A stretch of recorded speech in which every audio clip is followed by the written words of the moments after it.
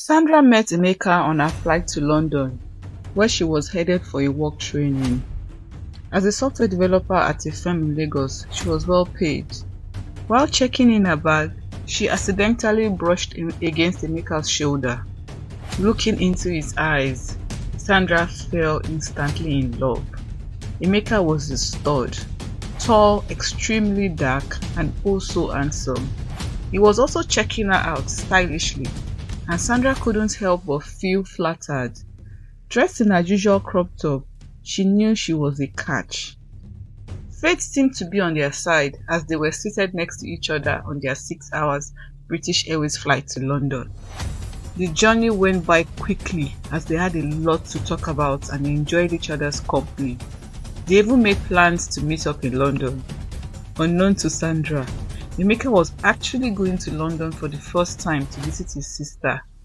He had no intention of returning to Nigeria as he planned to stay and help his sister with her new baby. To cover up the truth, Emeka lied to Sandra, telling her that he owned his own construction company and was going to London to buy building materials. Once they arrived in London, they went their separate ways, with Sandra promising to reach out once she was settled. Emeka didn't plan on reaching out, but he still exchanged contact information with her. As time went by, Sandra waited for Emeka's calls, but he never contacted her. She couldn't shake the feeling that they had a connection. After 4 weeks, she decided to reach out to him to check up on him. To her surprise, he answered on the first ring and apologized for not reaching out sooner. He claimed to have misplaced his phone. Sandra was happy to talk to him and they made plans to see each other again.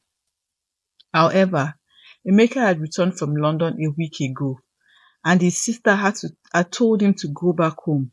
He was lazy and wasn't of any help to her, constantly eating all her food and making a mess of the house. Fed up, his sister told him to return to Nigeria. Emeka moved back in with his parents, who were just normal middle-class Nigerians. They had made sure he received the best education, but Emeka was simply lazy and lacked ambition. Despite being jobless, he lived a lavish lifestyle, wearing the best clothes and dining at expensive restaurants, driving his parents' cars while still receiving an allowance from there. Emeka was known for dating the most attractive girls, thanks to his wealthy circle of friends. He moved with the highest social circles of Lagos, but it was all a facade.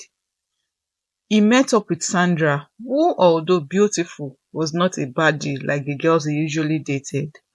She was a nerd, and Emeka saw her as an easy target to manipulate. She was financially stable, and he believed he could control her. Despite noticing his lies and catching him with other women, Sandra was infatuated with Emeka's handsome looks and the attention she received when they were together. She chose to ignore the red flags. Sandra and Emeka eventually got married, with Sandra paying for 100% of the wedding expenses. She didn't mind as Emeka was going to be her husband and the father of her future children. While Sandra's career continued to thrive, Emeka's jealousy grew. He was irritated by her success and he couldn't understand why she kept getting promoted at work. One day, he stumbled upon her pay slip and was shocked by the amount she was earning. He tried to use his macho moves to get her to transfer her salary to him or ask her company to pay him as her husband, but Sandra refused, citing company policy.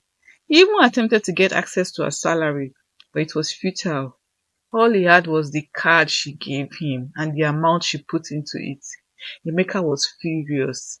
He started spending more time with his friends and eventually met Dahlia, a 25-year-old influencer who was beautiful and desired by many men.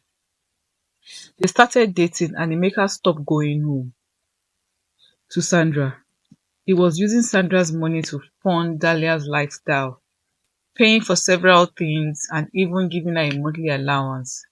Dahlia treated Emeka like a king and he loved the feeling of being with her.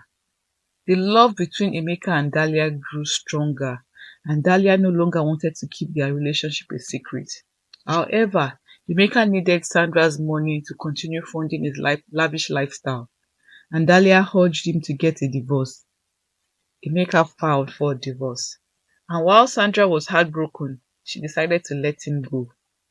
After 4 months, Sandra was finally at peace with herself and focused on raising her son. Meanwhile, Dahlia and Emeka's relationship had hit a rough patch. Dahlia demanded more money and Emeka couldn't keep up. Dahlia's influence over Emeka grew. He was willing to do anything to keep her.